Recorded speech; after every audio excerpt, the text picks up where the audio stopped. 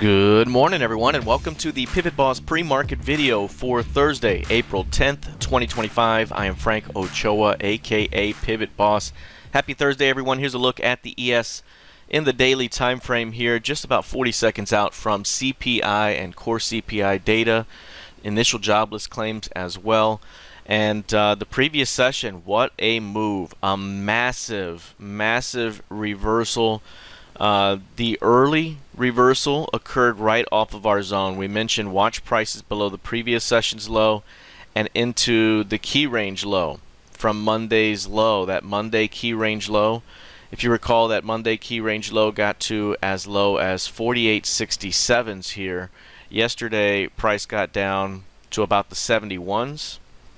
So got very close, within 4 points, and then turned around and rallied back above the low, did a great pullback here, held, and then news came out of a 90-day pause on reciprocal tariffs, and that sent the market soaring.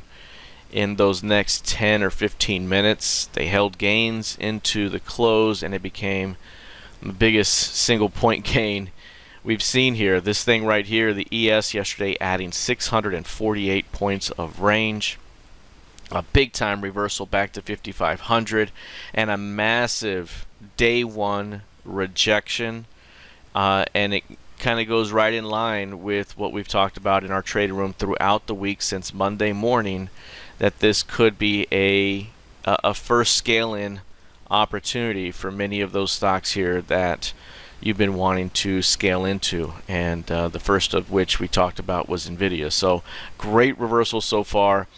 For today, we were looking for yesterday afternoon for prices to find a little bit of a pullback here, a fade after trend day, watch the previous session's high for a little bit of a pullback, maybe a 200 point early day. We're at 169 right now, maybe a little bit more into about 5,300. That's what we talked about. It could be about 200 point early day right there. And we're seeing that early pullback already materialize.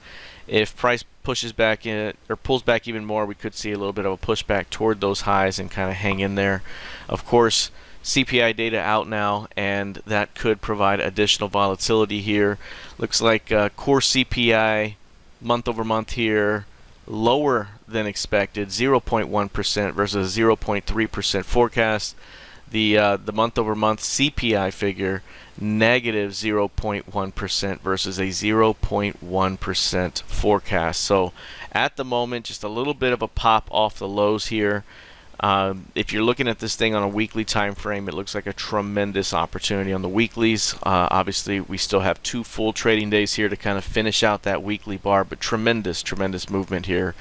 Now, how far can this thing go to the upside? To recover the 5,400 level, to recover 5,000, and then the 5,400 level, you would then be looking at the next level up, 5,800. Can this thing rally toward 5,800? That could be a big time follow through up ahead, and something we'll be watching out for. But right here, that strong high to this strong low, and the snapback to the midpoint at 5,300 has given us a new super wide key range. That's going to be the key range to watch moving forward. Huge key range. I mean, look at that, 58 to 48. That's a 1,000 point key range right there, and that means that the next push to the upside could be a target that's 1,000 points up here, 6,800, or perhaps 1,000 points down, 3,800. How are we going to move next time here? Now, this strong low can give us a pivot down the road that we could test and be a tremendous opportunity to defend. So some big time levels here that we've been given over the last several days of trading. All right, let's take a look here at the NQ. NQ, a little bit of a pullback as well. Again, looking for a little bit of a fade after trend day, but for the range to be relatively tight compared to value, even though we're still looking for 1,000 points of range today. That's what it's been averaging easily. But at the same time, could be a little bit more digestive here with an upward bias in the very near term. We're still kind of trending down right now.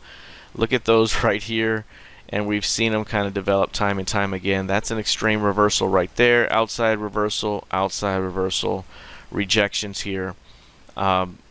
It could be short term if it did pull back here. At the moment, we're kind of flowing to the upside on this news. Can we get a little bit more pop to the next level up? That'd be 20,500 right around there as the next key zone above.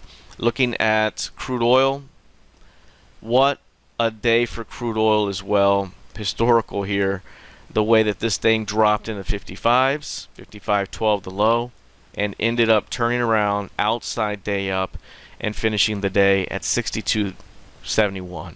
That's huge. 62.71. Major outside day, a G squat across the board for all of these markets.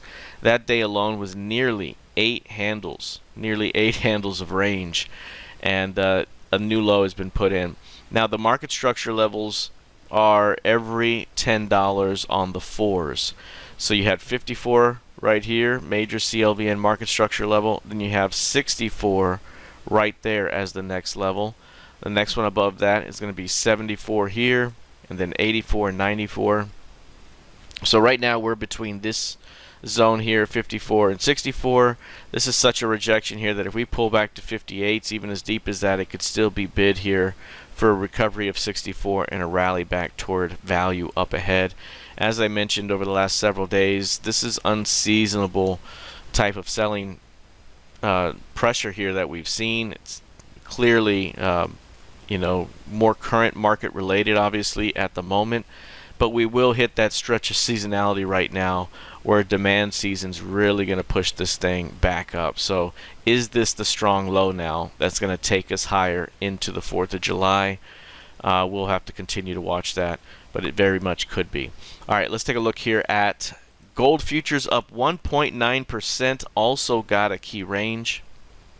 The previous session we were looking for an outside day up if you were going to be bullish, but we were still looking for the strong low. Could it drop and give us a strong low, or was it going to be a failed new low and go? That was one of the bigger failed new low outside day combos that gold has put on. I mean, that day alone was 130 plus points, 135 points of range that day.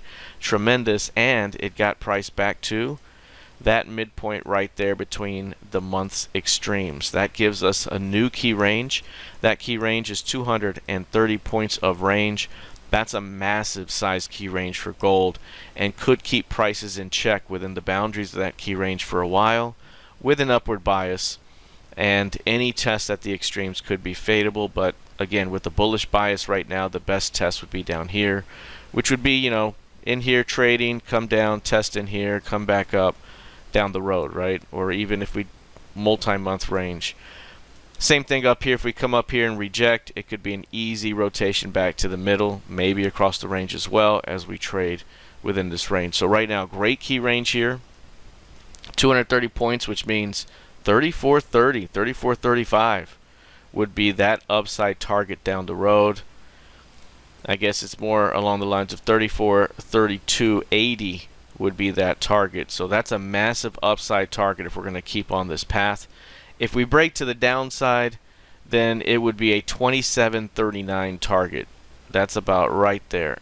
27.39 would be the downside target. So having a key range really gives us reliable key levels on both sides of the range. Let's take a look here at the YM. Massive move for the YM, over 4,000 points of range. This is unheard of right here. Never have we seen a range of 4,000 points, over 4,000 points in the range. I believe it was 4,100 and change, 4,147. Tremendous range there, massive turnaround. Look at the rejection here. This is what we talked about heading into Wednesday's trading on Thursday afternoon. Tuesday afternoon in our trading room. We said we're calling our shot. Tomorrow's going to be a bounce back day, and look for a failed new low below the previous session's low and into that early key range low. It got right into that zone, turned around, and of course headline risk, positive news here did the rest, but a tremendous turnaround here. So massive move, big time recovery right now. A major day one event.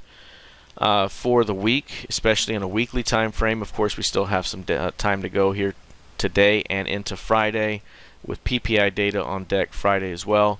A little bit of a fade after trend day right now. We were looking for that, and any pullback even into the previous session's high, as deep as that, could still be defended to keep prices in check today, ahead of PPI on Friday. But man, high range volatility right now. We've been averaging easily 2,500 points per day. That's a lot on a 5-day basis during this crazy volatility. 1,700 points on a 10-day basis. I mean, even just to get a 65% of ADR, you need to get 1,100 points. That's unheard of right now. So be careful with the volatility there. Definitely mind your risk, reduce size, do what you need to do here to kind of allow yourself to be in the game without that massive volatility putting a dent in your account there on the adverse excursions. All right, taking a look here at Bitcoin. Bitcoin right now with a decent bounce. We talked about Bitcoin yesterday being at critical support. We talked about all the markets being at critical support. That was the main theme yesterday, 74 to 75. And this was almost a perfect double bottom. Almost a perfect double bottom on those lows. Great turnaround. G-squat day yesterday. What was it, about 8,000 points of range yesterday right here. 8,900 points of range yesterday on that rally and recovery. And that's what we talked about before. Not the best looking rejection on Monday, but if you were looking, this was the spot. This was the spot. 75 below the previous quarter's low.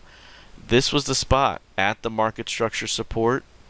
And if it failed, we were dropping into the range. That's why it was so imperative that this area held, and we got the hold at least initially here. So that's pretty solid. Now, any pullback here can lead to a continuation, perhaps back to 90K. 90K opens up much more. And right now, again, just barely hanging on to 75,000, but that's a significant hold for Bitcoin as of right now to keep that market structure held. A failure there, and of course 50K could be below. So got to hold that level. Can we get through 90 up ahead? And Ethereum, I mentioned Ethereum could be a double and a triple back up the price ladder here if we hit 1,400, and there we did it yesterday. 1387 the low yesterday. It hit 1,400, the G-squat day there. Now, compared to all the other markets, this was the weaker bounce and recovery, but there was a pretty decent percentage gain attached to it. All the markets had incredible percentage gains, stocks, futures across the board in a way that you've never seen before here. But that was to be expected given the intense selling pressure we had seen just prior. This bounce, this recovery off 1,400, again, if we get back 2 distributions above, back toward major previous support, that's a double. You're looking at 1,400 back to 2,800, 2 distributions above. In terms of market structure, you got 22 as the next level, and of course 14 here, or 16 here rather. But from 14 back to 28, that's a double. And if we get back to recent highs, that's 4,200. That's also another double of the original, which would make it a triple there. So that's huge for long time scaling approach. Scale the first scale. If we got down lower into 1,000, you can add back. But this is a good opportunity if you have a longer term horizon, say into the end of the year. Into the end of the year, where might we be? We may hit 2,800 by the end of the year very easily. We might be there by summertime. We might be, so it could certainly has a really great shot. We've seen it do it already before, and this thing providing great value at these prices. All right, that is it for now. We'll see how this plays out heading into the rest of the session. Good luck, trade well, and I'll see you in the trading room. Take care.